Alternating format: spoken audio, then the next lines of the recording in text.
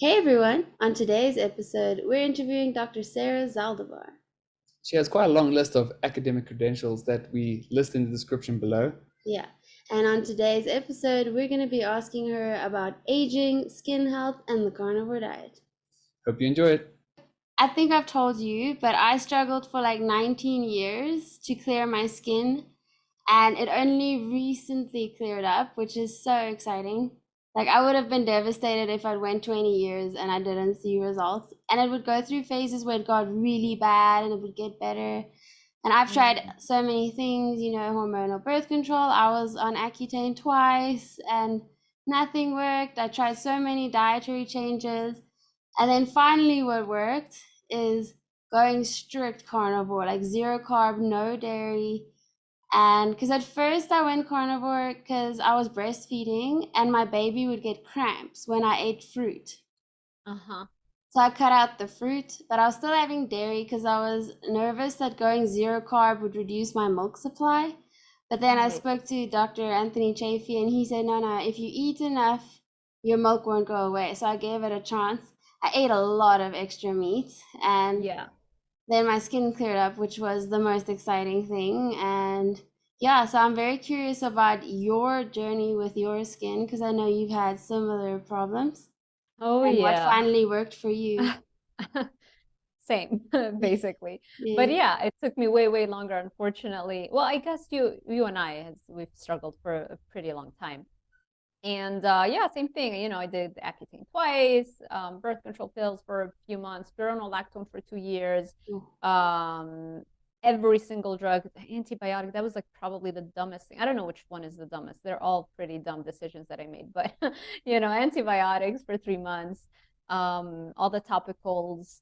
There's literally no drug prescribed for acne that I haven't been on. And I saw all the dermatologists. When I was in Lebanon, that's where I grew up, right? And I saw the dermatologist there. And then when I came to Miami to do my doctorate, same thing, saw the dermatologist at the University of Miami. And they have no clue what they just clueless.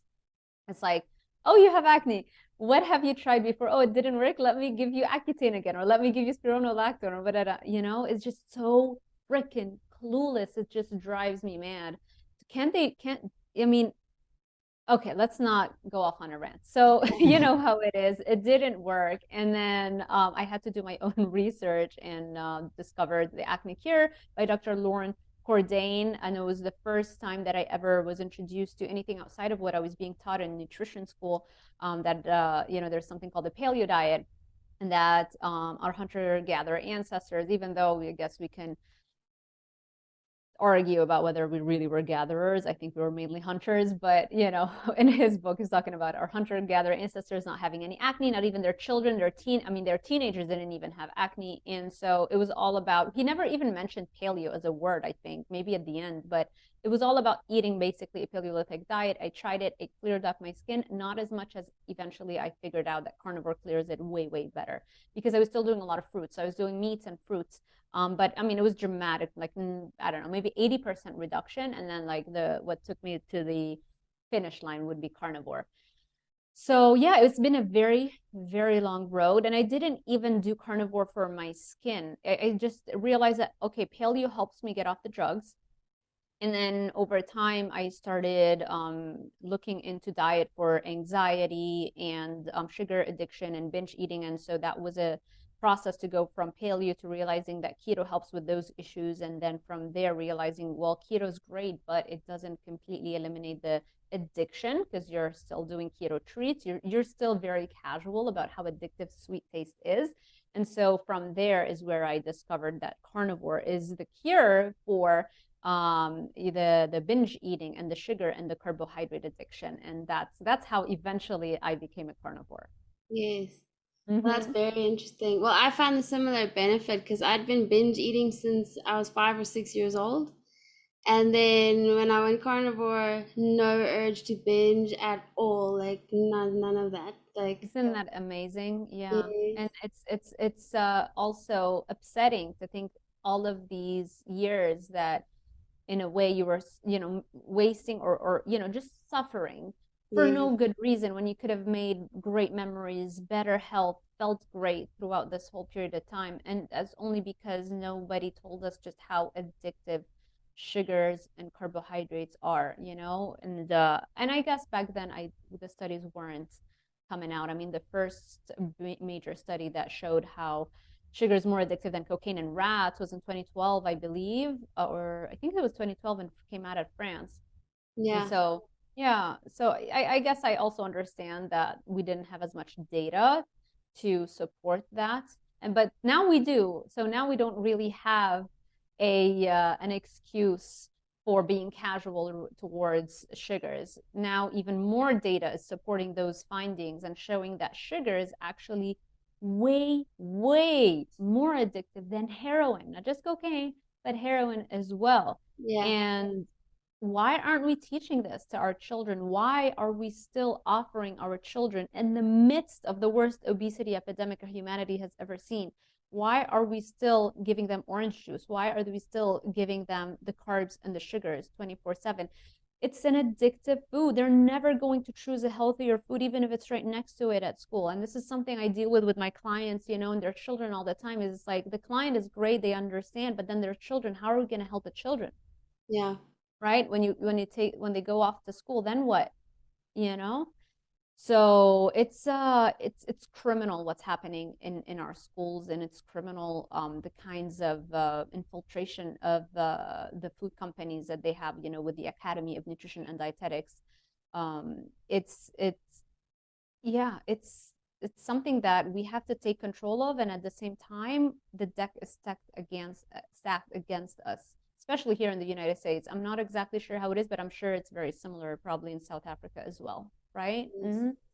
Yeah, we basically we tried to put a tax on sugar in South Africa, and then Okay. that fell through very quickly because people were like, Of no, you can't Yeah, do you that. collapse And the then, whole economy. yeah, The sugar Yeah. goes, you put a tax on the sugar, people get healthier, the doctors are out of business, the insurance companies and the hospitals and the surgeries are out of business. Yeah, good luck. They try to do that, similar things, like just trying to regulate the size of the sodas that you can sell in New York. New York City mayor, it was Bloomberg, I believe, a few years ago, and of course, that did not go through. Remember, the food companies, they're like drug dealers. They have so much money at their disposal because they're literally dealing with drugs, and now it's legal drugs. Nobody can say anything, but they know they have a substance that's far more addictive than heroin. Nobody's batting an eye, and they can deal with it and make, you know, millions and trillions of dollars. And so they have all this money that they can use to influence the politics. They contribute to the campaigns of the politicians, you know. So how much money does a politician make? So Yeah. easily influenced, right? And so then when they get into office, well, do you really think they're going to go against the hand that feeds them? They do want to get reelected. Very true. yeah. I mean, I can't believe that people haven't drawn this correlation because everyone will be like, oh, cocaine's a drug and no one should ever do cocaine, and everyone can Uh-huh. kind of agree. It's like, oh yeah, cocaine is bad, but Yeah. sugar is so similar to cocaine. They're both white, they're both powders, they're both stimulants, they Yeah. both, you know, light up your brain. They both, Yeah. but everyone will Sugar sort is of deny worse. that it's It's sugars. Yeah. worse. That's what's crazy. You Mm. know, it's way worse. 94% of rats went for the sweet taste. By the way, it's not just the sugar, it's the sweet taste. They've used actual sugar and they've used saccharin or artificial sweetener, and it's to get the same results. 94% of the rats went for the sweet taste, whether it came from sugar or the artificially sweetened solution, didn't matter, at ever increasing doses of cocaine. Because when the researchers were getting those results, they were like, we're doing something wrong. How can this be? Maybe the concentration of cocaine isn't high enough. So let's pump out the concentration to see then if we see a preference for cocaine over the sugar. And that never happened. The rats consistently preferred the sweet taste over ever increasing concentrations of cocaine. We see similar things with heroin. Those are more recent studies, like not that recent. I mean, it's been like, I guess, 5 years now. And that so many people don't acknowledge that they have food addiction or sugar addiction. It's always like, oh no, I just don't have enough willpower. And that for me is sad because it's almost like they blame their mental states. Right. Yeah. Because for years Because I you did that. yeah, I think I still struggle with taking this as seriously as I should, no matter how many interviews I give and I tell people we can't be casual about sugar addiction. It's just we've been brainwashed for decades to think that that's food, that that's normal. Have balance, everything in moderation. It's crazy when you look at how Coca-Cola, for example, funded the Global Energy Balance Network, funded a scientific institution, millions of dollars to set it up, to bring researchers that are sympathetic to this message, basically as a front, as a scientific organization that is a front to push the message that you can have everything in balance, everything in moderation. You're not going to gain weight as long as you exercise. And that's the whole idea, right? Behind those food companies is like, let's focus on getting people to move more so that they can eat more, which means that we can continue to make a profit. And this is happening. This was just exposed by the New York Times, but this has been happening, and it still continues to happen every single day. And the researchers that get the most amount of money are the ones that are going to be sympathetic to what those food companies' agenda is, and that's where the money is, right? Yeah. When you're creating research, just like a mountain of trash research, just let's do a study on how creating an energy balance model is going to help us with obesity, how focusing on balance moderation is going to help us with obesity. Yeah, those researchers are going to get a ton of money, of course, right? From the source that has the most amount of money, which are those drug dealing companies. That's what they are. So yeah, so now you're pushing out the science that is completely useless. It's not really targeting the root cause. It's not targeting addiction. And then now you have science that you can use to influence the dietary guidelines for Americans, because look, we've got published research. It's like a mountain of trash is still trash, right?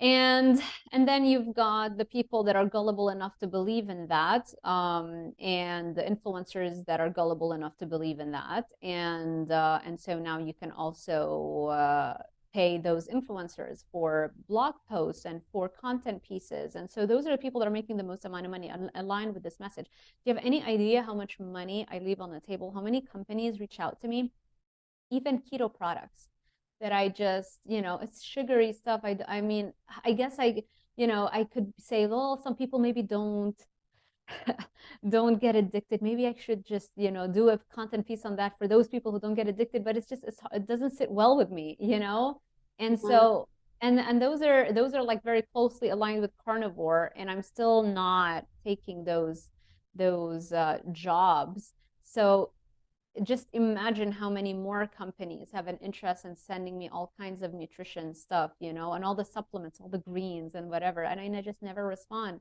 to any of this stuff. So yeah, it's kind of hard to make money Yes. when you're doing what we're doing as carnivores, unfortunately. Yeah, I mean, like maybe 5% of your audience is a moderator, so someone who can have a bit of sweet and not get addicted, but the majority of your audience is Probably abstainers, the people that have to avoid it, otherwise they will get addicted. Exactly. I would say the vast majority of us are, abstainers. I do agree with that. It's a drug, it is a drug. It's a drug. It literally is. And that's why, like, people in the fat acceptance movement will say, like, oh, 95% of people fail diets. And it's like, oh yeah, because you don't look at it as an addiction. You look at it as, oh, I'm just not able to control my calories. Right, exactly. Yeah, there's so many things wrong with the fat acceptance movement. I think just the name, fat acceptance. Why would we want to accept disease? Why would we want to accept anything that is lesser a version of a human being? Everything that a human being can be. Why would we want to accept it? Do you want to love ourselves? Yes. Not bully one another? 100%. Absolutely. But to now kind of attach this message with the idea that you're hopeless, you can't lose weight, and it's there are researchers that are trying to create research that shows that you're healthy at any weight. Like there was a woman, she was morbidly obese, and she died, I think, in her 30s, late 30s, maybe even early 30s, and she was a researcher putting out research showing kind of how there is no relationship, no real data to support a correlation or a cause and effect situation between obesity and health. Like that was actually what she was literally writing papers on that, and then she drops dead, I think, of a heart attack. And so yeah, I think the good thing that came out of the fat acceptance movement is women tend to be targeted relentlessly for the way that they look, and we're judged a lot on that. And oh my God, if you gain a pound, it's the end of the world. And so in a way, it's helpful to make it taboo to go after somebody based on their looks, especially women, based on their looks. That's great. I think we can all agree that that's a good thing, right? But now I think it's being distorted. The message is being distorted, and literally completely ignoring the science that shows that obesity is at the root cause of pretty much everything you can think of, including a 2-year pandemic, where that should have been the whole world's wake-up call. But no, it was taboo to even mention that. Every single doctor that I know that was like that thought like me, like a functional medicine doctor or carnivore doctors, not your mainstream typical doctor who's like, okay, yeah, get it, and that's it. Anything outside of that, we were being censored. I've received a warning on my YouTube channel based off of that, because I created a YouTube video, posted it about how to support your immune system with diet. And it's just because the name was the C diet. They didn't like that. There was nothing controversial about it. Everything was referenced. All the studies were there. Everything is, and they took it down, and they gave me YouTube issued me a warning. And that means then if something like that happens again, I get a strike, and then another strike, and then another strike. You get 3 strikes within, I don't know, maybe 6 months or 3 months, I'm not sure. You're off of YouTube. Even if you want to try and create it, a different channel in the future, they won't let you. So it's like a very serious thing. Yeah. On my Instagram, I shared about how, the Tufts University put out a food compass, which is the food compass is a food rating system that basically ranked that Lucky Charms were healthier than steak and eggs.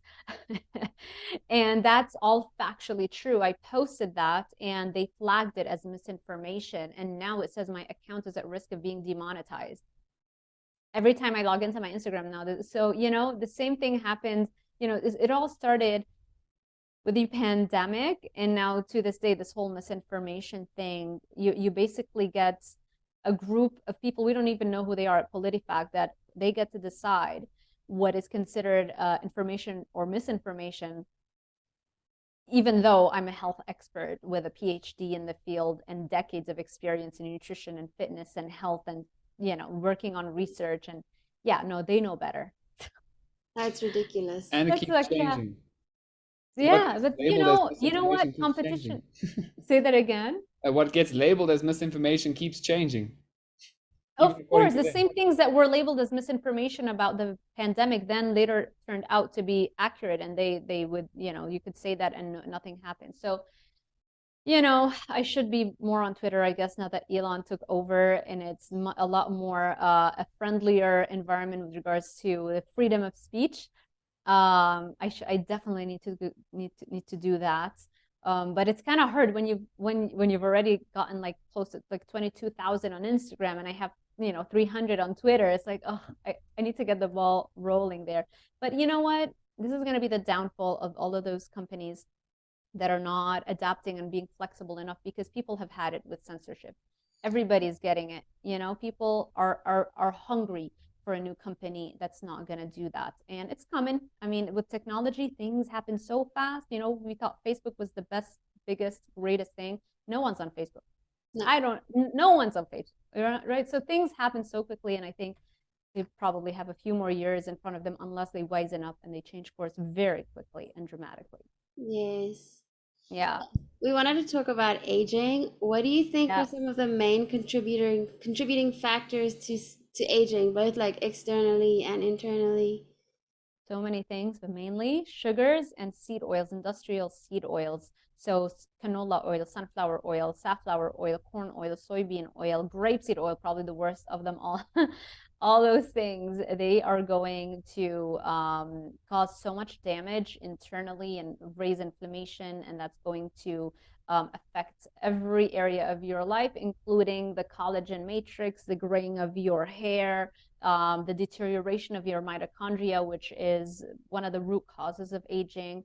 sugar, when you eat sugar, and when I say sugar, I mean even that bowl of oatmeal, that turns into sugar like that, right? Yes. So sugars, carbs, they all turn into sugars so quickly. That leads to the formation of advanced glycation end products, or AGEs. And I do think the pun is intended. Yeah. And so when you're eating sugar, you have glycation, meaning the attachment of a sugar molecule or a glucose molecule to your tissues, whether it's a blood vessel or a plasma membrane surrounding your cells, or the collagen matrix that's keeping your skin tight. Everything gets damaged by those advanced glycation end products. And so one of the leading dermatologists of Hollywood, who sees people like J-Lo and Kim Kardashian and all the biggest stars, his name is Dr. Harold Lancer in Beverly Hills, I believe. And the number one thing he does is like, cut out the carbs. You want to slow down aging. I mean, people start seeing him, like actresses start going to him when they were like 9 years of age. They start seeing him. And it's like the number one, they want to start creating a protocol to extend the career of that actress as much as possible, because there is a huge emphasis on youth and vitality in Hollywood. And so that's one of his central tenets, right? Low carb, low carb, low carb as much as possible. I would go further than that, because he's still recommending veggies. I would say it's not enough to just go low carb. We also want to remove plants and their self-defense chemicals, like their lectins and the phytates and the oxalates, because oxalates, which is a form of a plant self-defense chemical in plants, like in sweet potatoes, almonds, spinach, you're getting oxalates from those plants that you think are healthy for you. Oxalates, I've done videos on that, YouTube videos on that, where you literally see the crystals that they form and what they actually look like. It's so funny, like if you get a kiwi fruit, it's got a bunch of oxalates, and you look at it under a microscope, you will see those crystals, those needle-like effects. Scientifically speaking, they talk about the quote, the needle effect, which is when you eat oxalates, it forms those crystals that look like needles, and then you start having issues like gout or joint pain, aches and pains, and then you also have a destruction again of the collagen matrix, and that leads to wrinkles and speeds up the aging process. It like mechanically, because of the needle effect, mechanically it can damage the structures of your body. So yeah, those, in terms of diet, sugars and carbs, plant foods, especially things that are, well, all plant foods, I would say, they all have plant self-defense chemicals, but I would say oxalate is probably the easiest to kind of describe the damage it does. And then, seed oils. Those are all things that you want to eliminate. Obviously, you don't want to drink alcohol or caffeine or smoke. I guess those are the no-brainers. And then exercise is crucial. Working out and being physically active. I have a desk bike. I normally, like when I have an interview, I will move it. It's literally right outside my door. It's something that I use all the time. Like in the morning, I had a client, right? As I'm seeing my clients, I'm on my desk, like I have overall a low level of physical activity. And then I also have bursts of intense activity, where right now after the podcast, I'm going to the gym and I'm going to lift weights, so I'm lifting weights 3 to 4 days a week. And then I am sprinting and running three to other 4 days a week. So, and then on top of all that, there's the low level of background physical activity, constantly moving. You want to do that. That's actually, I feel like I'm not taking a breath this morning. I'm sorry if I'm ranting too much, just tell me, and I'll answer all your other questions. Okay. And then you probably also want to get a lot of carnosine in your diet.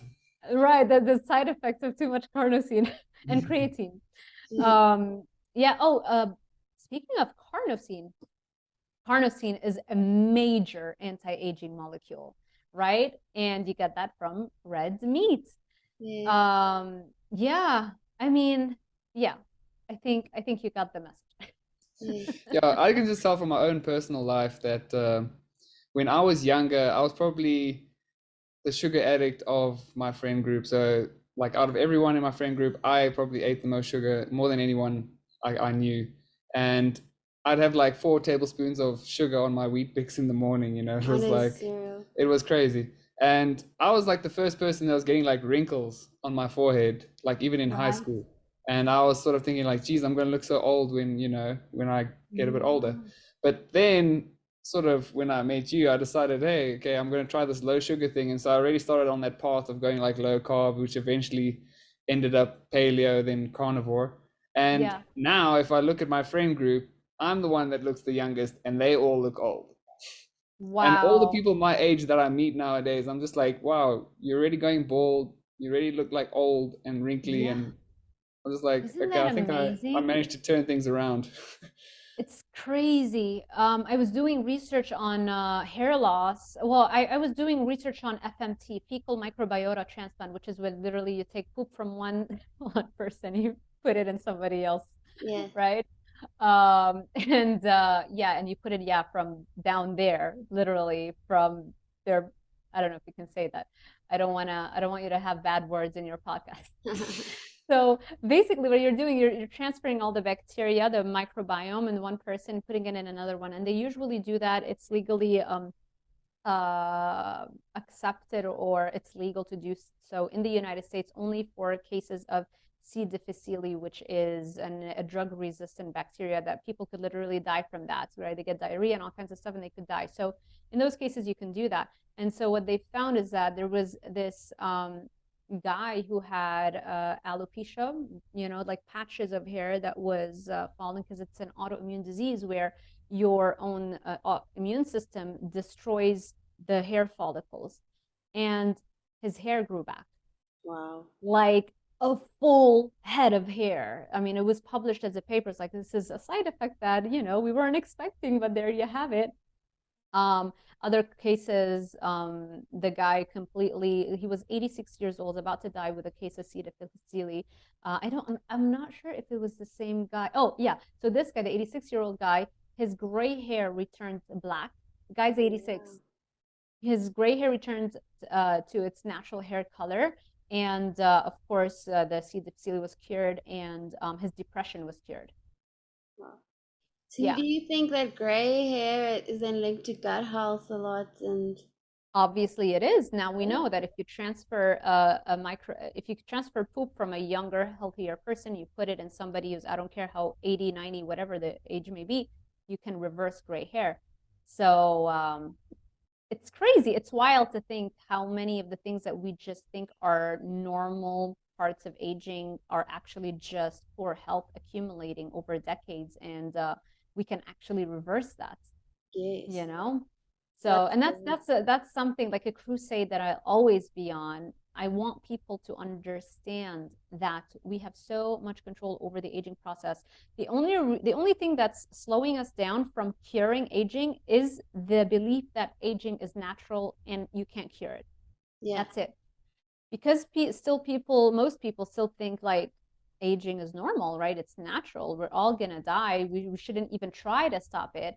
Then we're not going at full force to try and stop it, because the amount of money that is being pumped into this thing is mainly coming from like very rich people who are realizing, wait a second, I can actually reverse aging, or at least I can, slow it down dramatically with those treatments. So let me pump more money into this so that I can speed up the research.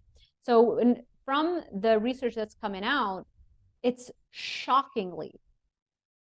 it is shocking how much control we have over the aging process. Now in rats and animal models, it's like, yeah, we've reversed aging a gazillion times in rats. We've reversed blindness, and that's the easy part.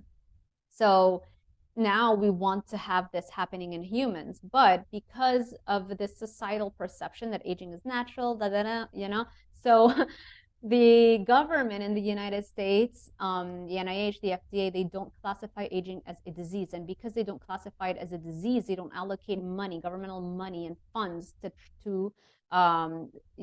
deploy to anti-aging research, and that is slowing us down. So the way that I think about it, if I were Warren Buffett, worth billions of dollars, I would right now give away 95% of that money to cure aging within the next 5 to 10 years. Yeah. Because imagine all that kind of money. I mean, we're working at a fraction of this amount, and we're already gaining so much headway in slowing down, and then reversing aging. Imagine if Warren Buffett, gave, let's say, I don't know, $100 billion, you could literally probably cure aging in the next 5 years. And then he'll get to have another life, and he knows how to make money. He'll make the money all back. Very It's true. like, you're right. It's like, what's the point? Like, what's the point of having all that money if you're gonna die? Extend your life. All the rich people I know would trade all their wealth just to be young again.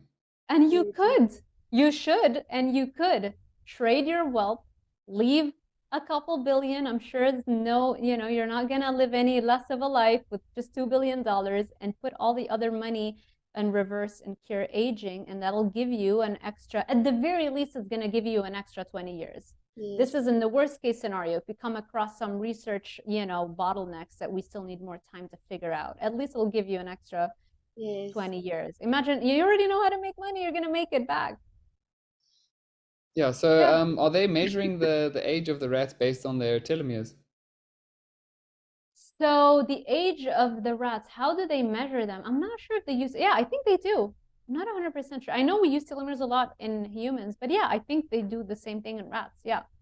Yeah, because it's just that, different studies have different biomarkers, so Sinclair's lab, Dr. David Sinclair in Harvard, like he has so many experiments running, to reverse aging, and so different experiments are probably going to use different biomarkers. There's another thing that just came out in the news, like, probably a few months ago, I think, where I think it was also David Sinclair's. I don't remember. The thing is, anything on anti-aging, any new updates, I'll read, and then I'll start mixing up from which lab it came out. But they discovered that you can reverse aging just by clearing the clutter that gets stuck onto our DNA. So it's kind of like you have your DNA, right? And your DNA, it's like a recipe that is going to give you the instructions to create the proteins that it codes for. It's like having a recipe that gives you the instructions on how to cook a recipe. As time goes on, you start having environmental toxins, whether it's mercury, lead, or sugar, industrial seed oil, smoking, all those things, all those toxins, they start to attach to the areas in the DNA, and kind of make it harder for your body to have a clean read. So now that recipe paper has got spots and dirt on it. So what they figured out is that if you clear the dirt and you clean it up, the DNA goes back to being brand new. You literally reverse aging by doing that. So that's another new way that we've discovered that causes aging, which is why I think it's a great idea to do detox and chelation treatments, and at least read up on that every once in a while, because like the deodorant that I put this morning has aluminum in it, and it's awful, and I know I should use better things, but I've already done that for years. I already have a load of heavy metals. If I've eaten tuna or sushi in my life, it's gonna have mercury in it. And so the half-life of mercury is 20 years. That means it takes 20 years for half the mercury to exit your body, to be detoxed in a natural way. So you need to expedite that process. And so chelation treatment is one way that functional medicine removes the accumulation of toxins. So that's a crucial way to slow down and reverse aging, right? Remove all the stuff that you've exposed to in your body, and there are ways to do so. Yeah, I mean, there's just so many things we can do. It's so exciting. What do you know about NAD? I know a lot of people, when they talk about aging, talk about NAD and like NMN supplements and stuff like that. Yeah, NAD, nicotinamide adenine dinucleotide. It is a word for a version of a B vitamin. Specifically, we call it NAD plus. And Dr. David Sinclair is like the pioneer in his research on that molecule. And as you age, the concentration of NAD plus in your cells drops dramatically. And that's actually how he was able to reverse the aging in a twin set of, I think, was it mice or rats? I'm not sure if it was mice or rats. Rodents, let's just say rodents. Yeah. And just by giving them that molecule, literally reverse their age. Well, one of them was reversed. The other one, the twin, aged normally. And it's just shocking to see a set of rodents born on the same day. One of them looks, super young, and the other one's wrinkly and gray hair and old, and also physically tired and can't keep up on the treadmill, on the rodent treadmill as the other one. Yeah. So you can actually go to YouTube right now. It's super cool. I make sure I show it to my students every semester. I show them that video of those two, the twin. One of them is like running and running and running, and the other one can barely keep up, and it looks so old, you know. And yeah, so NAD plus is one way you can reverse aging. So people take it as supplements, but you know it's found in the highest amounts in animal foods, especially red meat. And so the more the more meat you eat, the more NAD plus you're gonna consume. And you can take it as a supplement. You got to be very careful. There was this company that reached out and just sent me a bunch of this stuff. I'd never heard of them. I was like, I know it needs to be chilled. I know it's not more shelf stable than 2 months. So thankfully, I took my time and researched them, and I never shared anything about them. And then even the head of that company was supposed to do an interview with me. Never showed up. Never even let me know, hey, I can't make it today. Like something's very shady happening over here. Yes. So I just threw them all, and yeah. It's very hard to get a hold of high quality NAD plus. George Church, he's a researcher in anti-aging that's well known. It's him, Dr. David Sinclair. You got to see where they're sourcing it from.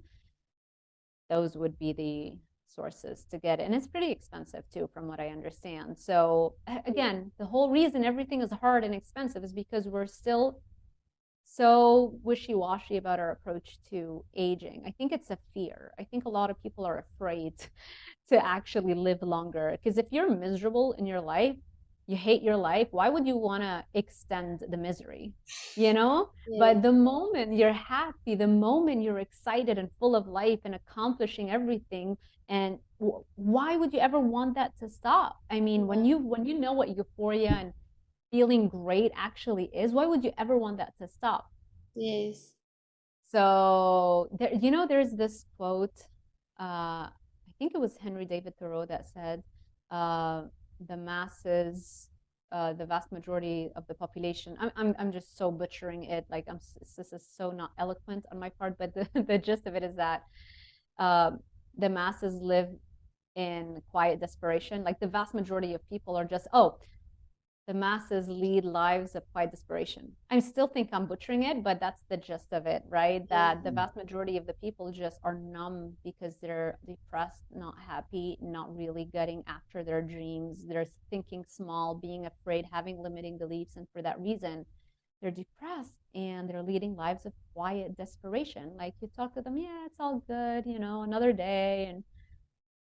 But they're not really bursting with joy or happiness. And so when you are in that state of mind, why would you want to extend that misery? Yeah. And I get it, that's another roadblock that we have to tackle. Yeah. Yeah. That's quite sad. Like you want to make the most of your life. Yeah. And not just wait for retirement and go through the motions. Yeah, it Yeah. sounds like Yeah, sorry, go ahead. it sounds like people don't realize like you have only have one shot at this, and if you just waste your time sort of like being quietly desperate instead of looking at But it positively. you can say that, and they know it. They know life, it's ticking. At the same time, they don't know how to pull themselves out of it. It's they just don't have the tools, or they haven't searched for the tools, or it's just learned helplessness. Yes. So if if you stretch yourself to reach for a goal often enough and you fall short all the time, at some point you learn like, okay, I'm never really going to accomplish my goals. And it's a very dark and scary place to be, and unfortunately I say most people are there. Yes. Yeah. But it's pretty like devastating if you keep trying and you don't reach your goals. Like personally, for me, the biggest struggle was always my skin. And to try so many things and just to keep failing for, like I said, 19 years, you start to think, will I ever get there? And it really like can make you feel depressed. And then, but you just keep going and eventually you find something that works, like the carnivore diet. Do you do any topical treatments for your skin? Like No, nothing? no. I should though. I feel like I'm intrigued by all kinds of stuff like, lasers and things. Because I feel like I don't know if I ever want to do Botox, but at the same time, if I'm like 50, I don't know how I would feel if I'm never gonna say never. At the same time, I feel like there's got to be better ways to treat it from a root cause because I'm already doing everything I'm supposed to be doing, right? We can always do more, obviously. Yeah. Red light therapy, saunas, detox, all those things are gonna slow down aging. But yeah, I feel like there are lasers and things that can really reverse the wrinkles and things like that. So I don't know, maybe poop transfers instead of Maybe. Botox. Maybe that'll be a thing in I'm the down for that. future. Yeah, Because Botox yeah, freaks me out. As intriguing as it is, and like yeah. you see people get these great results, it's still like a toxin, and It's I'm just true. very skeptical about that. It's And then people true. say it's perfectly safe, but I don't know. Yeah, obviously it's not safe, right? I mean, it is a neurotoxin. Mm. It's botulinum toxin. You have a little tiny piece of that and you're dead, right? So you got to be so careful with that. But then again, I think, okay, well, you know what? I dye my hair and that's toxic, and I know I'm not gonna stop dyeing it because I don't want to see any silver hair. So Yes. I think about it. But you know what? I feel like by the time it'll be time for me to do it, there'll probably be other things on the market that are more like not as invasive or toxic. So I'm just hoping for that. Yes. You can always do like microneedling treatments and stuff like that as well. Yes, there's so many things, so many things. I mean, they're expensive, but that's why we work hard. Yes. Hopefully one day we can do those kinds of things Yeah, too. that's the goal. That's the goal. I don't know how I'm gonna achieve that with a carnivore diet and like not working with all those food companies. Yes. We're hoping. We're hoping. Yeah. Yes. So I know David Sinclair, he's quite a big promoter of fasting because obviously in all the Mm, different experiments he's run, he often finds that the animals that fast the most tend to live a bit longer.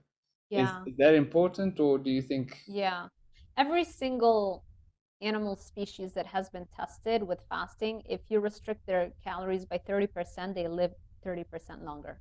This has Yeah. been proven in every single species except humans, just because Mm, obviously we're not going to wait for someone to die and we don't know how. Yeah. So I think fasting, that's another thing I guess I should have mentioned that, right? When we're talking about all the things you can do, fasting is huge, right? And it triggers autophagy, which means when you don't give your body nutrients for an extended period of time, it starts trying to look around for any way that it can get access to raw material to build its proteins and to build everything that the cell needs to build. And so when you restrict external sources of raw material, the cells turn inward for internal sources of material. And the process is called autophagy. And it starts to look at any old proteins laying around that can't be functional anymore, any kind of waste products, and cleans it up. It's like an internal cleaning that happens. And by doing that, you rejuvenate the cell. And that is another major way, obviously, that you can give yourself way longer and slow down the aging process. So I'm a huge believer in fasting, and it's just so easy to do so when you are on a carnivore diet, right? Because your body's already running on fat and can do so for an extended period of time. So you're already not having the cravings, you're already not having the hunger, and so you can do that for a longer period of time. Yes. So yeah. A lot of people say that fasting, well, and especially longer fasts, aren't good for women and their hormones. So I'm like, I'm a bit careful with that. I'd love to do fasting. I used to in the past, and I'd love to do it again. But I Yeah. thought, okay, I'll do it when I'm done having kids and breastfeeding. Yeah, Because what I think that's happened with a me smart thing. is Yeah. I have PCOS, and I Mm, have like had a lot of like period issues. So at right. first, and it was quite interesting, I had my period for a year and a half without it stopping. So I was bleeding for a year and a half. uh, Then we tried okay. the carnivore diet for a month and it stopped, which was very Wow. interesting. it stopped for a long time. Yeah, this was like we started the day after our wedding. We were like, okay, nothing's stopped the bleeding. Let me try the carnivore diet.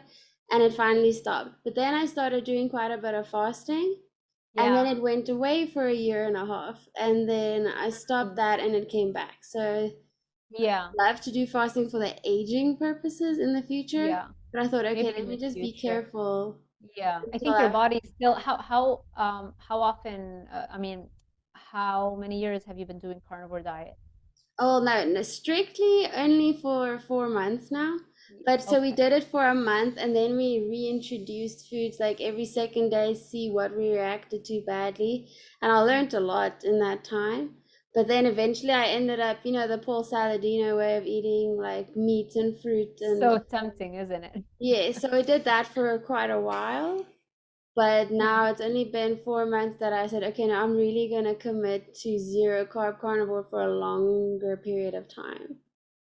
Yeah, I think your body is still kind of taking all those nutrients and all the fat especially to regulate itself. And I Yeah, think getting a regular cycle is a measure of health and vitality, and that's a good marker that we can have. And so keep doing what you're doing. I don't think that's the cool thing about a carnivore diet is that it has so many ways that it can target the aging process and slow it down that you don't have to add also the fasting on top of that. I think you're good. yes, Yeah.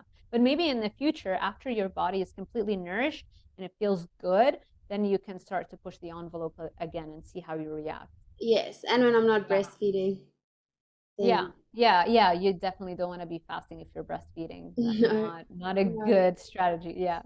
Yeah. Yes, Yeah, so generally I don't fast like every day. So I don't really do sort of a time I'll restrict my time window for like about 12 hours. So I won't eat before 8 in the morning. I won't really eat after 8 in the morning, except for an exception here and there. And then Right. every now and then I'll do a 24-hour fast. Um, Mm. I don't know if it's better to do it like maybe like a 2-day fast once a month, or 1-day fast twice a week, or Yeah.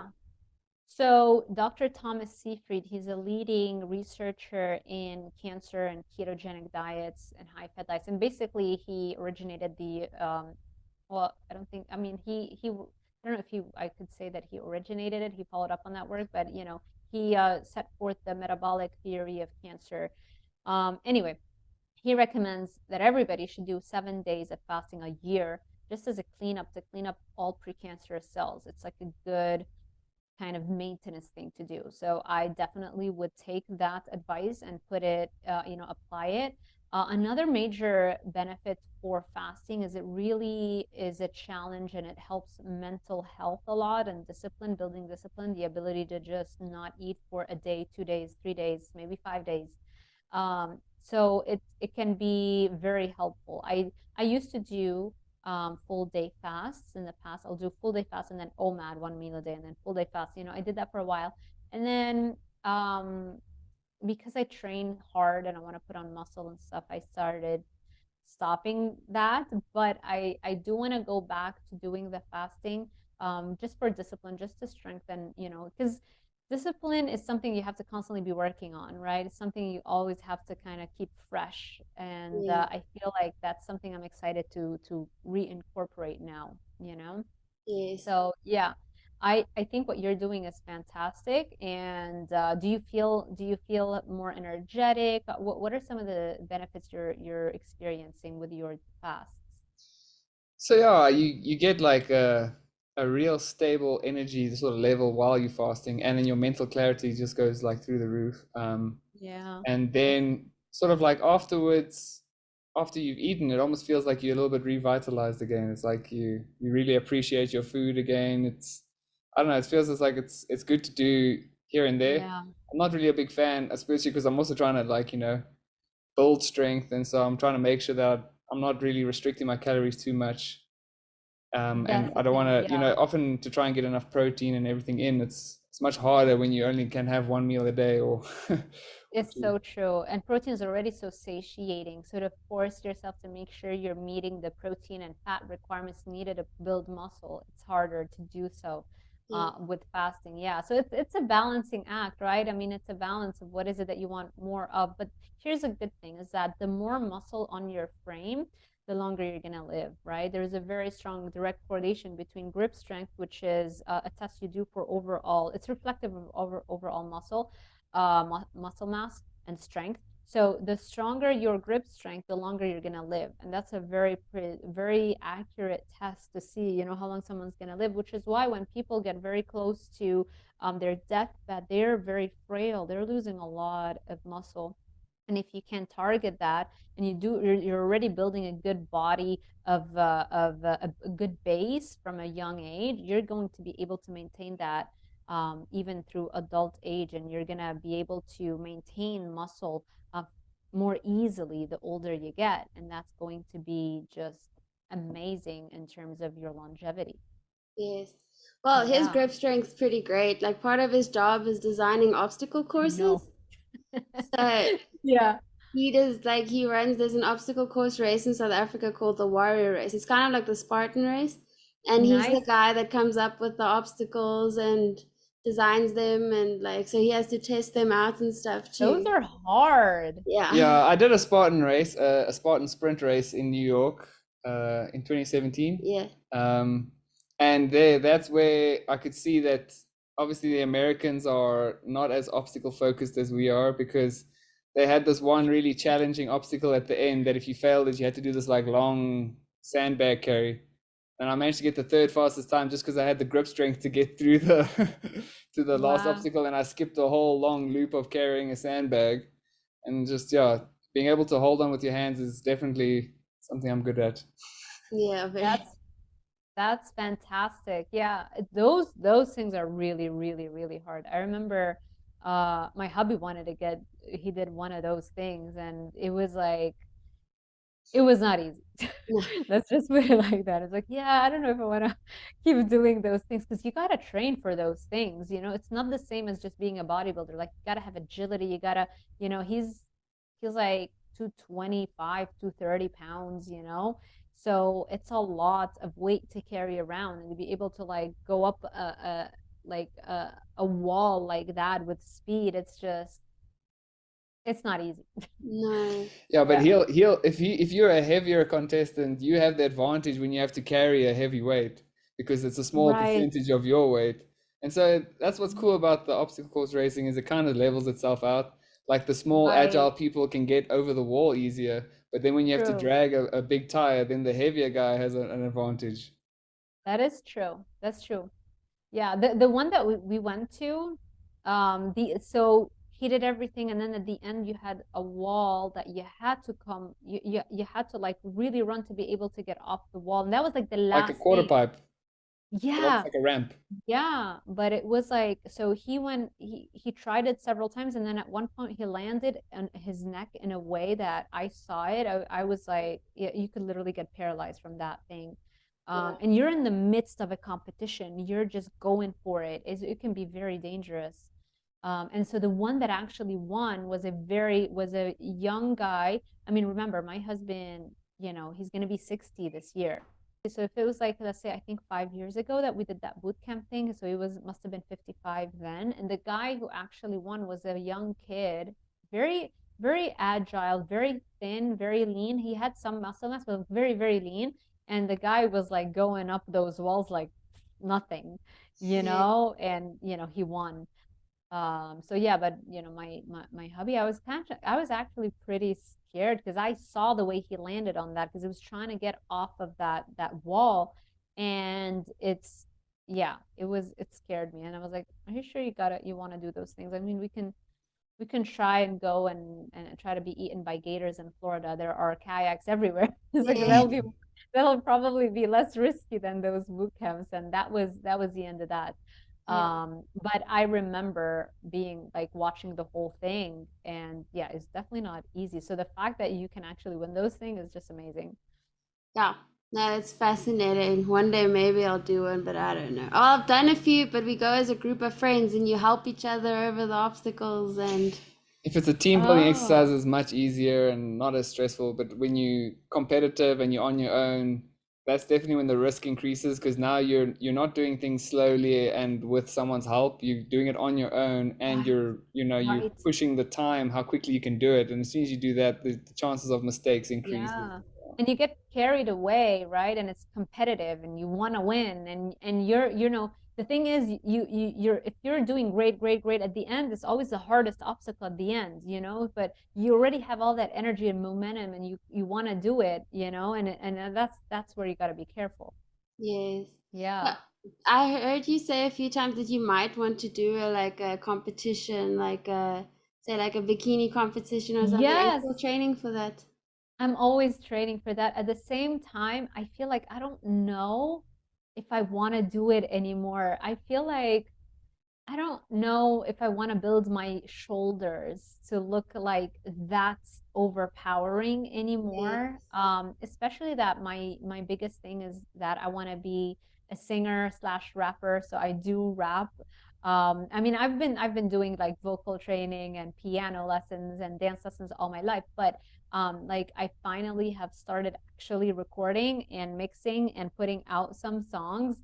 And that's what I've always wanted to do. And I feel like I don't know if I want to have a bodybuilder body for what I really want to do. So Yeah. I've kind of had to reevaluate because, yeah, I feel like that's probably why I never actually ended up signing up to any show, because that's not really like what motivates me, or like, you know, I will always be working towards having the best, you know, body, the best muscle, all that kind of stuff. Like that'll never stop. I'm going to the gym every other day, sometimes every day.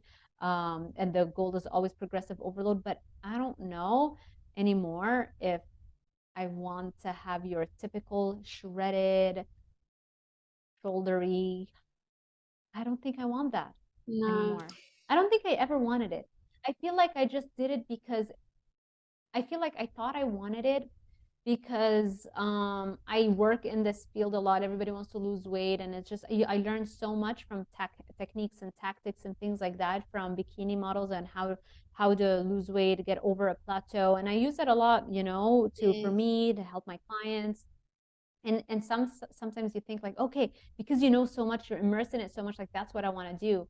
And I don't think I ever wanted that specific thing, No. right? Yeah. I like the So idea of bodybuilding, but without the show. Like without that peak week where you dehydrate yourself and you get right, super, super lean, like build up your body the way you want. right. Especially because I saw Dr. Jamie Seaman. She did a bodybuilding show, and recently she's Yes, posting videos where her hair has been falling out, and she said she really thinks training for that competition was part of one of the reasons why her hair started stressful. falling out. And I think, well, that's definitely not worth it. Yeah, yeah, it's definitely stressful. Now, I think it went back to normal, right? But it was a period of like, yeah, we all know, right? It's like peak week is not health week, right? You're just doing it Mm. for the show. Yeah, I know. That's something. I mean, again, if that's what somebody wants to do, and it's like a small sacrifice, but then like they're getting a big payoff because that's really what they love to do, Yes. and obviously that in that case it's worth it. But if you're just doing it, I don't even know like why a lot of people want, I think a lot of people just want to lose weight, and they think that that's going to motivate them to lose weight, Yeah. you know, and so they think, okay, then that's what I want. I think, yeah, I think that's what the vast majority of people want, because it's definitely not the healthiest thing to be on, you know, all year long. No. Yeah, Building muscle is yeah, great, but taking things that far with the fat loss is not. that's the problem. Exactly, you got to be very careful with that. Yeah, agreed. Yeah, What would the optimal fat percentage for a guy be like day to day? I would say 11%, 12%. Yeah. You don't Okay. have to be in the single digits for your day to day. Some people could. My husband, it depends. Like he'll clock in sometimes 8%, sometimes 11%, depending on the day. Because again, you have some inaccuracies in the bioelectrical impedance analysis Mhm. machines. Those are like the InBody and the Tanita. Those are the scales with the electrodes where you stand on the electrodes and then you hold them, and there's additional electrodes on your hands. So in those machines, there's, I mean, all machines, they have a wild range of variability. It could be plus or minus 5 to 7% body fat. But so for him, it's sometimes he'll clocking at 8%, sometimes it'll be 9. A lot of times it's 8, 9, or 10, sometimes 11%. So I would say I would say, you know, most people at like 12% and you're like shredded, and that's comfortable to maintain. And it might not be as comfortable to maintain if you are not on a carnivore diet though. Yeah. But then this doesn't mean that it's not a maintainable physique. It just means that you're having just too many carbs, and you're thinking that that's, you know, food or healthy for you. And I disagree with that. Yeah. And for women, I know you were aiming for 18% body fat. Right. It's hard to tell. So, you know, for some women, 20%, and it's like, whoa, they look fantastic. They look great. For others, you have to go down to 16% to look great. It's so genetics influence, if we're just looking at looks, right? Because all of those are great ranges to shoot for, you know, whether it's like 20, 18, 15, they're all great ranges to shoot for. I'd say 15 is a little bit on the low end. Like that's if, oh, I think are you losing me? No. Okay, no, you didn't lose me, right? Okay. No. So, 15, 16% is, I would say 16% definitely maintainable. But not everybody has to be down at 16%, you know? I think a lot of people can look just super fit at just 20%. Yes. Here's the kicker. If you're doing a carnivore diet or a ketogenic diet, you can be higher than that. You can be at 23% and still look super fit, because those equations are built on people who are eating carbs generally all the time. And they're looking at people who are on a carbohydrate containing diet and they're taking their ranges. So when you eat carbs, it will artificially drop. When you eat carbs, it'll artificially drop down the body fat percentage. So if you want to cheat on your body fat test, have carbs and then go get the measurement the next day. Wow. You see? Yeah. So yeah, so this is something I think that a lot of people struggle with. They're like, but I want to be that number. It's like, no, like look at your picture.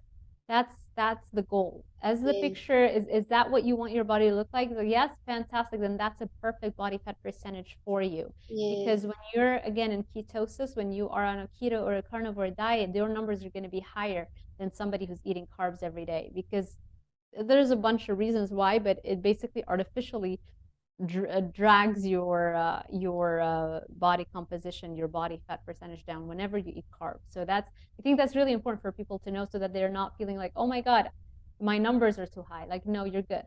Yes. That's very interesting. No, those scales and stuff, they use an algorithm, so you can influence Right. it. You can drink a liter of True. water and suddenly the measurements will change. True, they're using regression. Yeah, you're using regression equations, and a lot of times those equations are collected on Caucasian women or Caucasian men, and they haven't done the same kind of equations on African Americans or Middle Eastern populations, or, you know, so there's so many inaccuracies with that, and you got to keep that in mind, which is why the best thing is just take progress pictures. And that's what I tell all my clients to do: take progress pictures, because that's going to tell you that's going to give you the best data if we're dropping weight or not. And of course, I think scale weight works a lot, especially in the beginning. Yes. You can measure Yeah. inches. You can measure all Yeah. your body measurements. You can also track. 100%. Yes.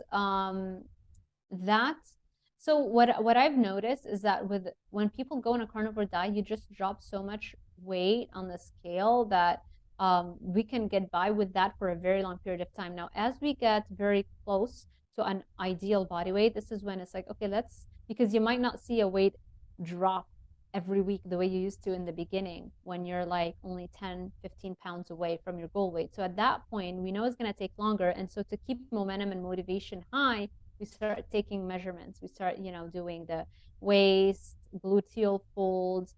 We can do, well, so if somebody, let's say, is training for a bikini competition, then we'll do like around the shoulders to see if the shoulders are getting bigger and things like that. Yes. So it depends on your goal, thigh, and you want to make sure it's at the exact same place. So yeah, that's very helpful. Well, I always wonder what Can you body hear fat me? percentage was Marilyn Monroe, because she's like always been the ultimate for me. Like I like the curvy look, but also want to build muscle. So whatever body fat percentage she was is the goal, I guess. Well, her weight fluctuated a bit, but the Yeah. whole idea. Yeah. Yeah, again, it's hard to know. She was actually a carnivore for the most part. She would just have Yeah. ice cream. As I remember, I posted about that. Yeah. But yeah, for the most part, just ate meat. And she was like, yeah, if I didn't only eat protein and meat, I don't know if I could afford to have a fudge after my Yeah. acting classes on certain days of the week.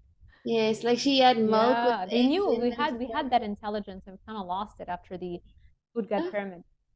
and people used to eat a lot What? of liver back then and organ meats, and because she ate that a lot too.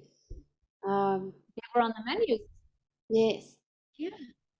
Yeah, they nowadays, were on the menus. It was normal to consume those foods. yes. No, yep, yep, Because I've heard that's people say, right. "Oh, her Yeah, we diet was so unfortunately the food gut strange." pyramid just Yeah.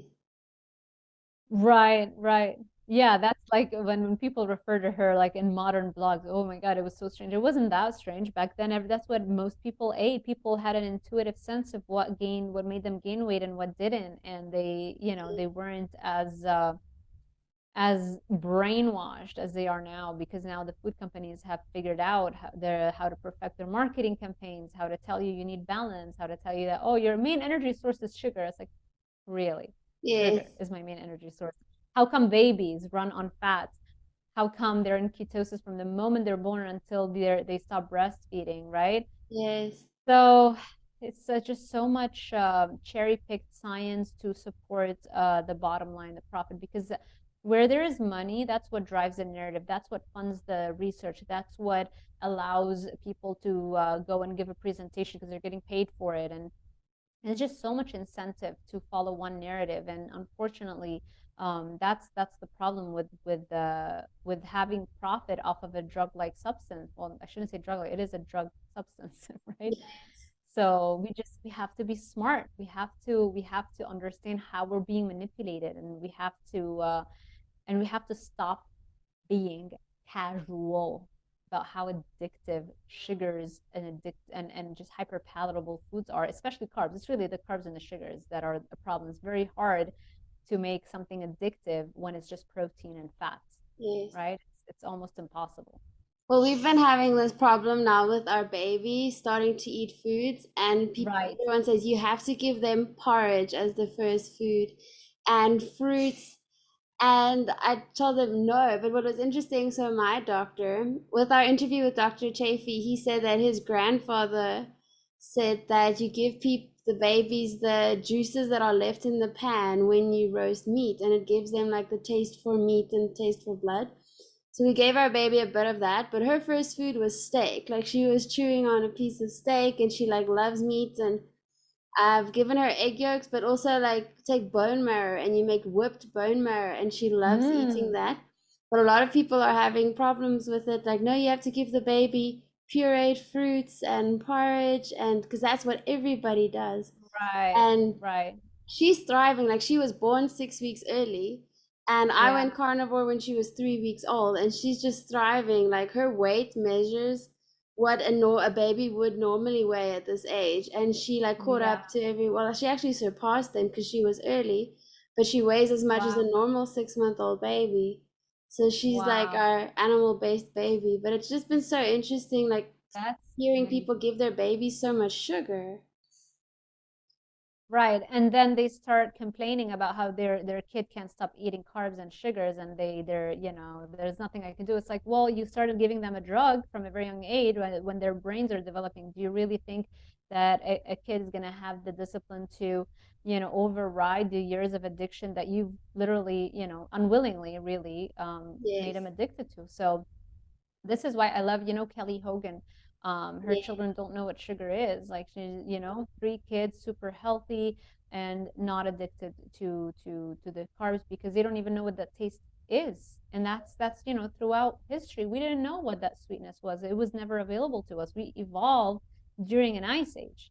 So Yes. there were no plants and if we ate any plant, it was bitter, it was seedy, it was fibrous. There was none of that sweetness that we now think Mm. is normal.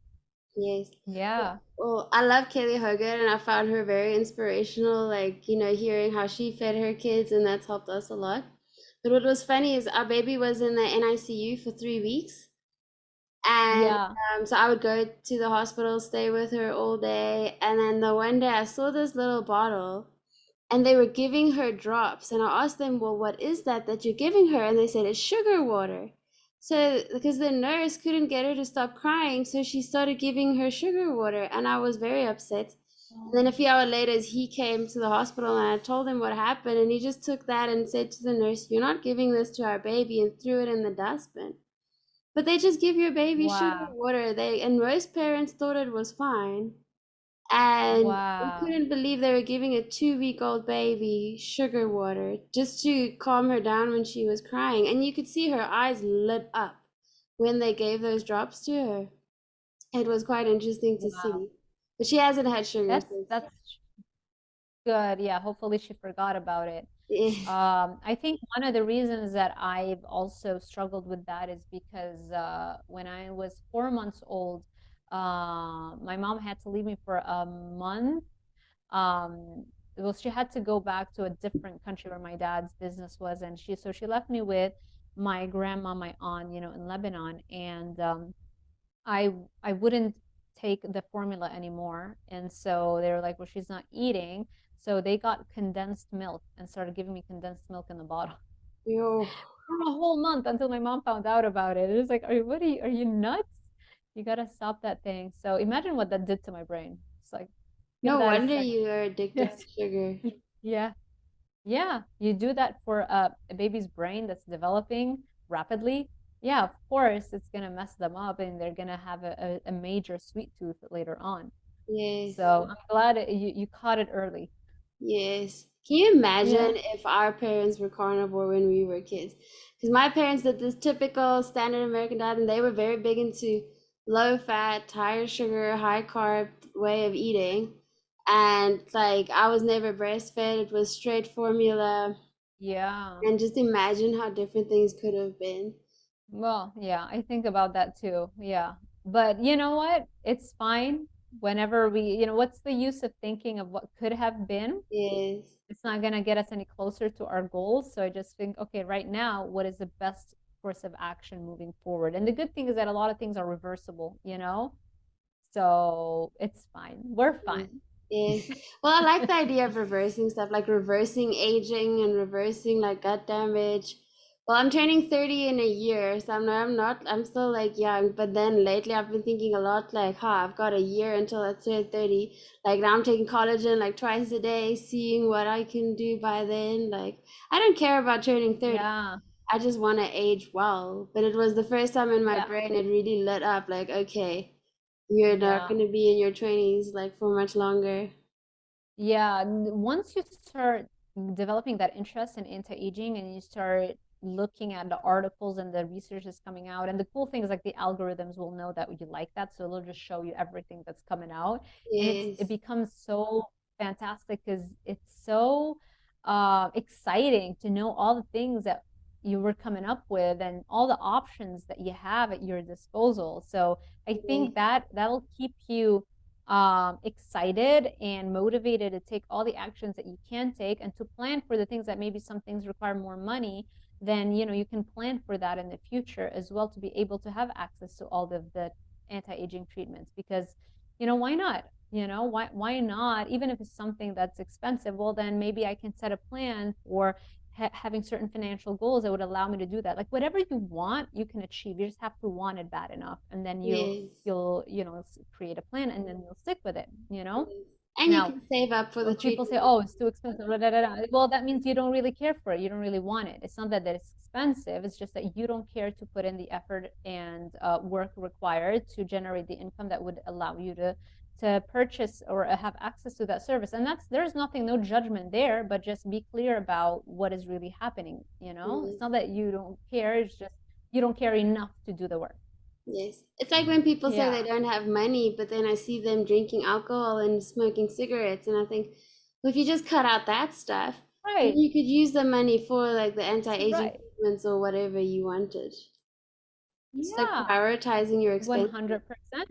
Yes. Right. You can invest it in learning a new skill that will allow you to raise your income, that will allow you to have access to things that right now you don't have access to. So Yeah. you can literally do and be whatever you want as long as you are willing to do the work it takes, right? How much effort and work are you planning to dedicate to something? And that it's all about how much do you want it. And here's the thing, sometimes you might want something vaguely. You actually have to do the work to raise the desire for that thing, because I think we all have certain inclinations, certain mini passions, but maybe not like a full-blown passion. And there's this idea that you just have to wait for it to hit you, like, or you're supposed to wake up with like an insane passion. And that's just not necessarily true. Most of the time, you have to actually grow that passion. And the way you grow that passion and that desire is by going all in into something and surrounding yourself by it 24/7. So for me,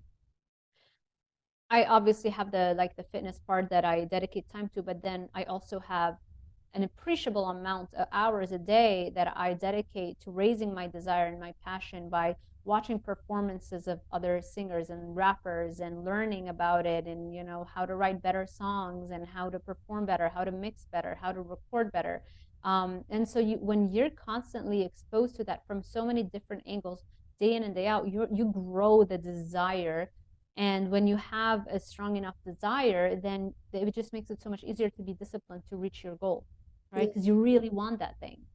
Yeah. What Yeah. you said now made me think of this one woman. I don't know if you know who Marie Forleo is. Of course, yes. And she talks about being like a multi-passionate entrepreneur because everyone always says you have to go all in on one thing. And that just made me think of Right. you because you're doing the health talks and you want to rap and you also want to dance. I know that.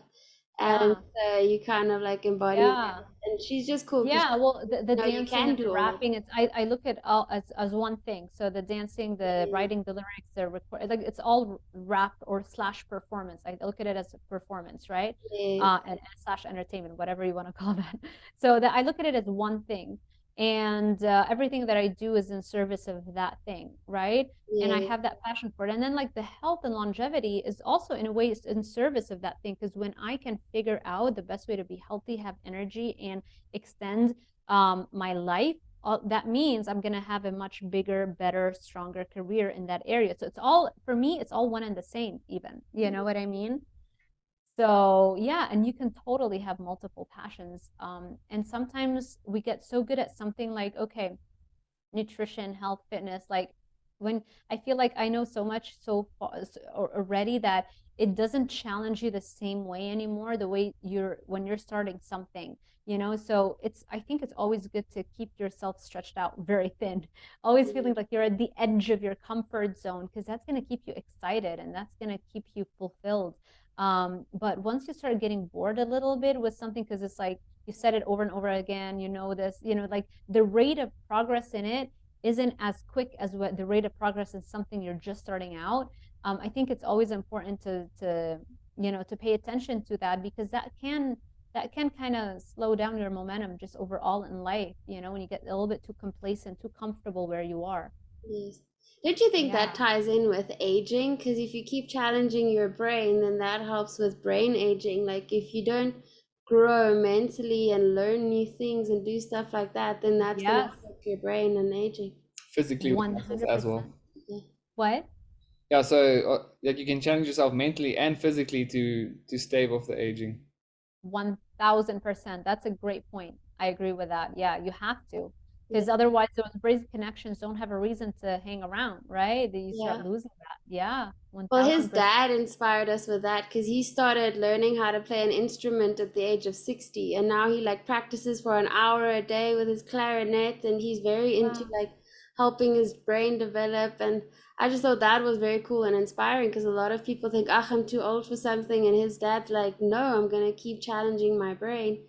And so Wow. he started playing the clarinet. His mom is taking flute lessons now, and it's just really Wow. cool. Yeah, there's this very, very famous painter. She started painting at I think 84, 85, maybe even 86. I don't know. And she became so well known, and like Yeah. she made, she became really good at it, and she picked it up at 80, like mid 80s, Yes. shockingly. Isn't that amazing? And not only that, like took it seriously and got actually really great at it to the point where she became well known and people like would buy her stuff and you know, getting good reviews for her work. Yeah, that's very interesting. Well, I always felt like that about dancing because like I danced my whole life and I was more into hip hop and then later I did belly dancing, but hip hop was like my main style of Oh my dance. God, that's me too. I do belly dancing, but yeah, but I would say more like hip hop now, given that I'm focused on that. Yeah. Yes. No, hip hop is the best. I hope my kids want to do hip hop so I can practice with them. But I always thought, like, when you reach this age, then you're too old because there's kind of that mentality in the dance Right, community. And then right. recently, like, I started just like dancing around in my living room again, and it just felt so cool. And I was like, I'm getting closer to 30, and it feels like I'm Right. like starting again with the dancing, and Right. it's so cool and fun. And Look, I just thought, J-Lo's about to be what, 54? I mean, come on. yeah, There's no excuse. This is all things that limiting beliefs that we grow yeah. up kind of absorbing from our community and our society. It's not like we put it upon ourselves, but we should be responsible for detecting that limiting belief and just destroying it. Oh, definitely. Yeah. But yeah, dancing always comes to mind with that because people put an age cap on that for things. Yeah, how many people tend to say, "Oh, it's all downhill after 30." Basically, once you Right. turn 30, then it's all downhill. It's gonna just go get Right. worse. I'm like, Right. It's an excuse for people who just don't want to keep, going through the challenge of actually fulfilling your goals, right? I mean, there are some people at 40, they're like, oh, well, I'm in my 40s, like, don't tell me what I need to do. It's too late or whatever. Yeah. Yeah, that's just an excuse. That's all it is. And And because it's 40 is hard, young. it's very young, I know, but in Lebanon, I heard that a lot, like if you're in your 40s, it's like, oh, now at this age, I'm gonna go do that. It's like, yeah, Yeah, we hear that here a lot too. really, really. Yeah, But I think countries, like, mm, I feel like in the United States, that's a good thing in the mindset overall. Like, there are a lot more people that I've noticed after I moved to these states, I've noticed like the general ideas, like, you can do it. We believe in you. Like that's a general, and that's probably why the United States is so creative and so kind of like a leader in so many things, especially like creative things, right? yeah, So I think it has to do with that collective societal mindset. yeah, that makes sense. Except when we went to Florida. So we went to Disney World and it was so great. But we saw so many people riding those like scooter things and then mobility Oh, yeah. scooters. those mobility scooters and they're like 50 and it kind of felt like, oh, at a certain age you didn't have to walk anymore. Um, so yeah, we were No, there the in obesity Orlando. epidemic is just burying us alive in the United Yes. States. It is so bad, and it just keeps getting worse and worse and worse. And it scares me. It honestly scares me. I don't see I don't see a sliver of hope anytime soon in reversing our obesity, diabetes, and tsunami of health problems that are going to hit us. Well, they are hitting us, but it's going to get worse. Yeah. Um, yeah, I wish I could. I'm generally the most optimistic person in a crazy, unrealistic kind of way, but with this thing, it scares me. It really does. Yeah. Yeah. Well, in our country, being big is celebrated in a lot of cultures. Like we have like how many official languages? 11. We have 11 official languages in South Africa and so many Wow. different cultures, but in most of them, being big is like a celebration because if you have like a Yeah. fat wife, it means you're rich enough to get her Right. fat. Right. It's She's like a gonna survive status a thing. famine. Yes. Yeah. Yeah, And so that's here true. it's going to take long Yeah. to get people Yeah. to realize, but being Yeah. smaller is better. Yeah, yeah, because it's like it's like from in the old days, famine was very a real problem. Like in Lebanon, my grandma survived a certain period of famine, and so every time if she sees me, she's like, "Oh, you're losing too much weight, da, da, da. Like eat more. You need sugar. It gives you energy. It'll Mm. have you let you stand on your 2 feet." And, like, my grandma will literally drink syrup. She'll make syrup and leave it in the fridge and drink it as medicine. Like they actually believe that. Okay. I remember Yeah. how you're saying that, like, for science to move forward, like, people have to die. I feel like almost Yeah, like for science advances. Yeah. So as soon as like, if we want people to get healthier, we need these companies to fail. It's true. It's true. And the problem is that we're putting up one hell of a fight, right? Because it's like Pablo Escobar. He's just too wealthy, too powerful, and to bring him down, it's going to take a lot out of you. And that's exactly how they are. Look at the tobacco. I mean, this problem is way bigger than the tobacco industry's downfall, and even they put up a fight, right? I don't know. We're getting censored. The social media companies rely on the ad revenue from those companies, and so now they're willing to listen to the misinformation, things that they decide is misinformation. I don't know. Yeah, maybe sometimes it's okay not to be optimistic because we need to take action on this issue. We need to be aware, and it has to come with us, because when we all decide that this misinformation slap that they're putting on our posts is something we as a society are not going to stand up for anymore, then, those companies that they're taking the money from the wrong places and doing this kind of stuff and undermining our First Amendment, then they're going to go out of business. And, at the end of the day, with our actions and our wallets, this is how we vote every single day. So it has to start with us. And this is, I guess, the best that I could do, and just educate and share information, and over a long enough time frame, hopefully everybody will be on board. Yes, and at least you have a much wider reach with social media. And yeah, for now we don't know. It's scary. So what, it's like every time I log in, like this just happened just because of that Lucky Charm meme that I which was completely accurate. That's exactly what the food compass is. It ranks it as Lucky Charms as a healthier food than red meat, but yet now my monetization is at risk with Instagram because I shared that, and they decided it was misinformation. And then I took a snapshot of that and I shared that, and the original post was like, no, it's not misinformation. I sent my post, and that's what triggered them to to do that. So let's see. You could just share your Instagram post directly to Twitter every time you post. And then, I should do that. Yeah. Because then you don't have to post on it separately and spend time. Like when you post on Instagram, you can literally say share to Twitter, or like I use a scheduling app and like later.com, and you can literally schedule on Instagram and Twitter at the same time. You can say post this on both platforms at the same time. So you don't even have to then share it through. I'm gonna start. You know what? Now that you mention it, like it's been staring me at the face all the time because I share to Facebook anyway automatically. I don't really, I neglect Facebook, but it does get shared automatically. So I should do the same with Twitter. And by the, in a few months, I'll grow my following there, and then that's Thank you. You can go back on your Instagram posts that perform the best and just go and share them. Like you can literally go back on your feed and just share them, and then have that catch up. So if I go back to my older Instagram posts, I do the edit part. Does it allow me then to share on Twitter, or should I like just copy paste it? Or you like click the dots and then can say share and then share it to Twitter. There's a way. Right. I can't remember now. You're right. Yeah, that's probably easier. Yeah, and then it'll just put it straight through. Yeah. So absolutely. Have you ever considered like coming to South Africa on holiday one day? Oh, yeah. I mean, I definitely consider traveling a lot. I think it's, especially my hubby. Hubby loves to travel and go see new places a lot.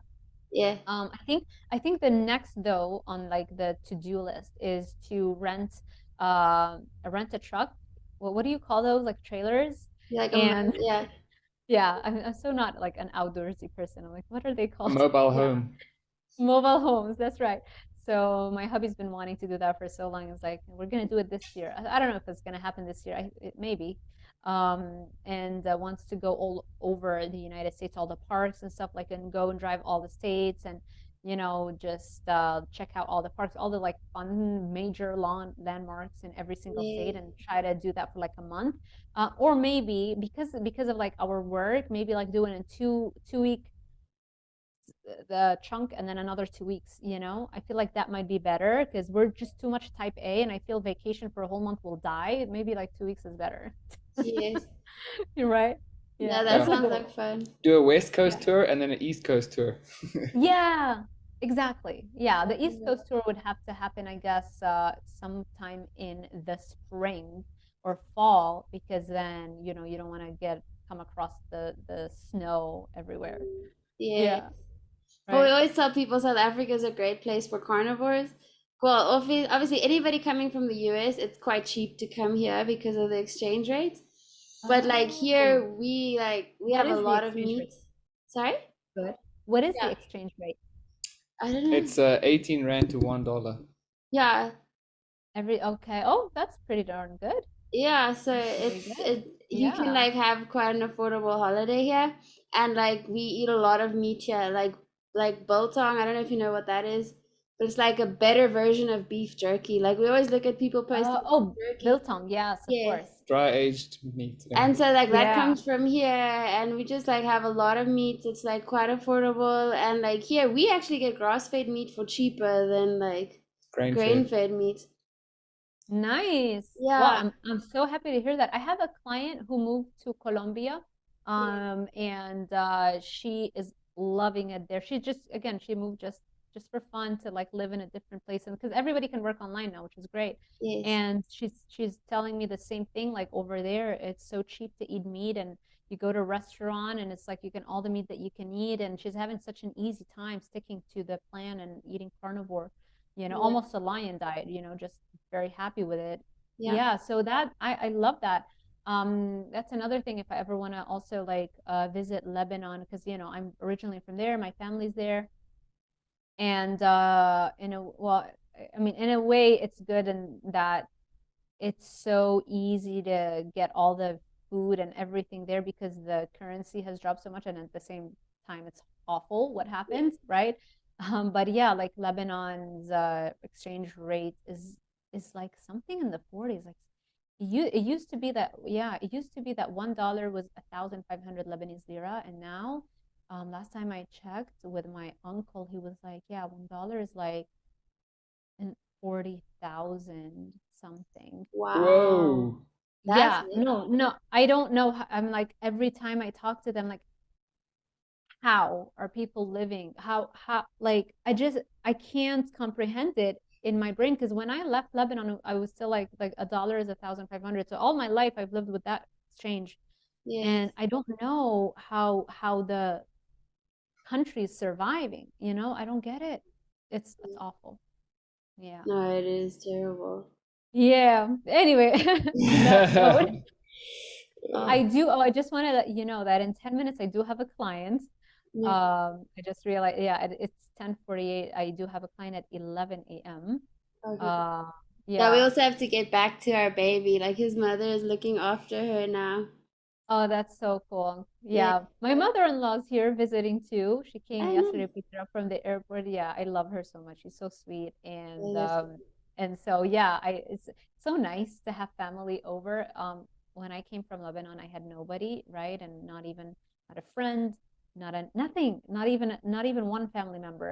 yes. And so and I was still like, you know, I was very happy, excited because I'm like, yeah, getting after it, but I think after a while, like after you get used to this new way of life, then you start kind of like missing a little bit having family.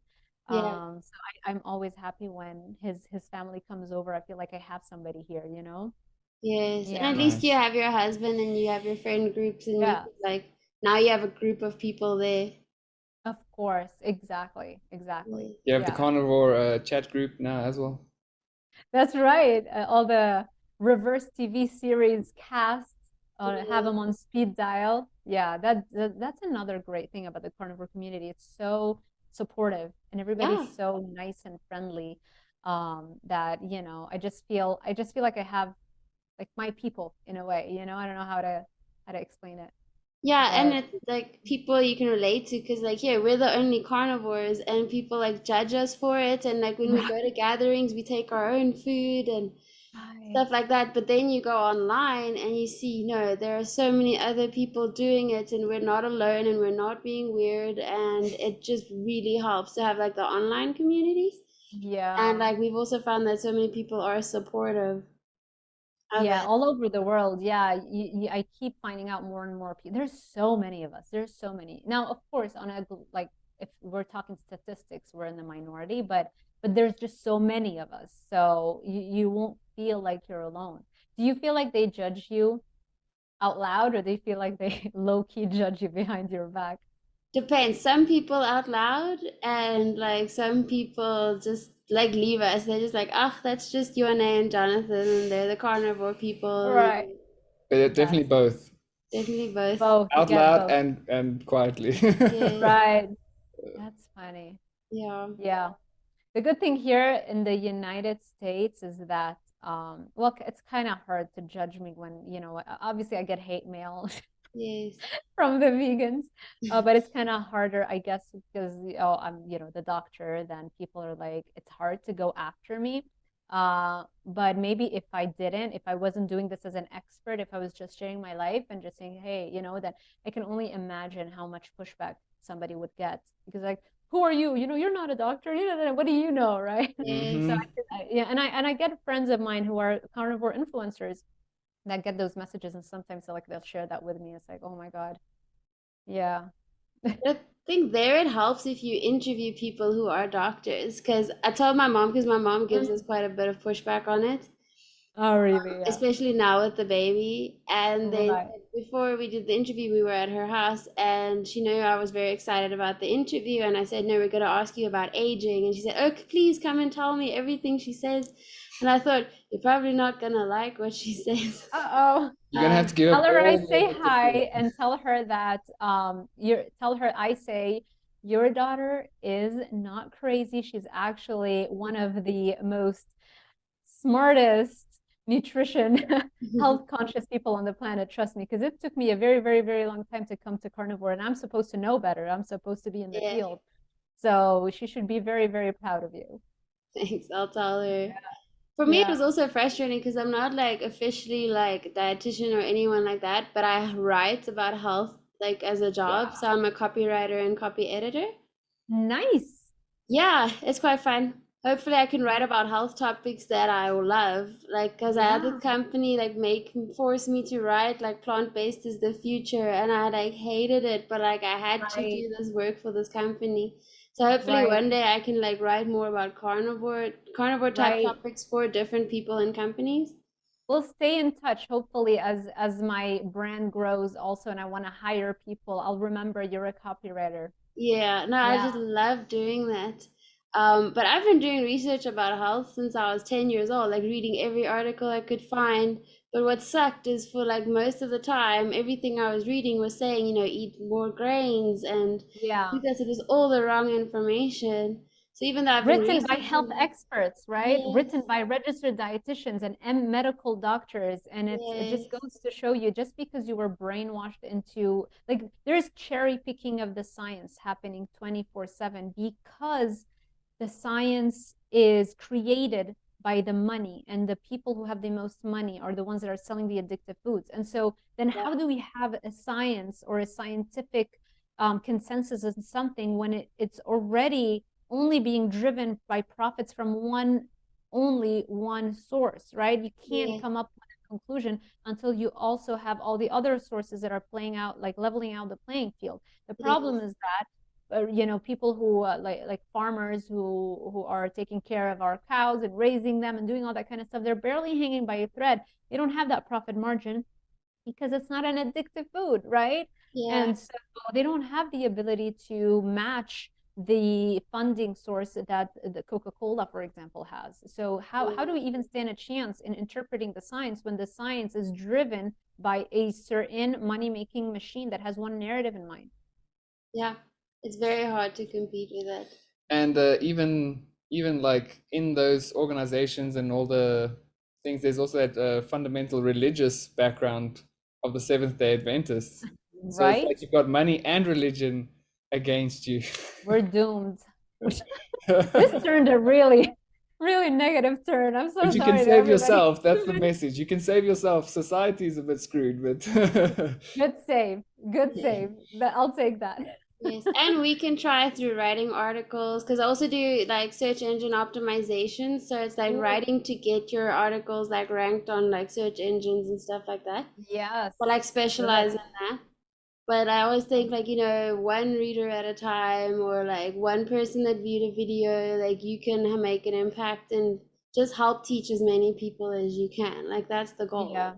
Yeah. And then you'll feel special that you're part of the top 0.001% of the population that finally figured out what optimal health is. So Yes. that's another positive spin I'm putting on it at the end. Yes.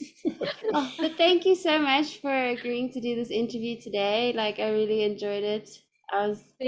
Thank you so much, Wane. Yeah. I'm so glad we finally got to connect and talk to one another. And I'm always so happy when I meet fellow carnivores that have had such a success story. And I'm just happy to see this community grow. So thank you so much for this opportunity, and we'll definitely stay in touch. Yeah, thank you very Definitely. much. And we hope Absolutely. you have a great day further and good luck with everything. And I'm excited to see you grow over the next few years. Thank you. Thank you so much. Have a wonderful day. And yeah, we'll talk soon. Yes, Till we next will. time. Thanks. Bye-bye. Bye. Bye.